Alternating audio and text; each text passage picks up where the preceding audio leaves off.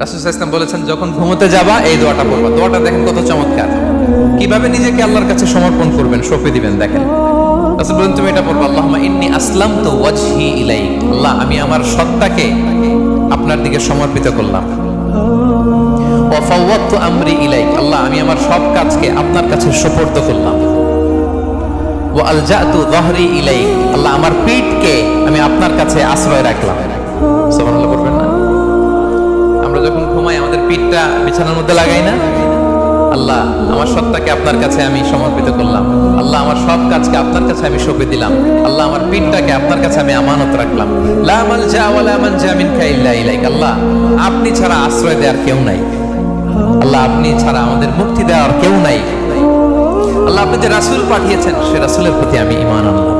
আল্লাহ যে কিতাব আপনি আসমান থেকে পাঠিয়েছেন ওই কিতাবের উপর আমি ঈমান আনলাম। সুবহানাল্লাহ পড়েন। বিষ্ণু ইসলাম বলেন, যখন কেউ এই দোয়াটা পড়বে রাত্রিবেলা, ফা ইন মিত্তা, ওই মিন লাইলাতিকা, ওই রাতে যদি তুমি মারা যাও, মিত্তা আলাল ফিতরা, তুমি ফিতরাতের উপর মৃত্যুবরণ করবে।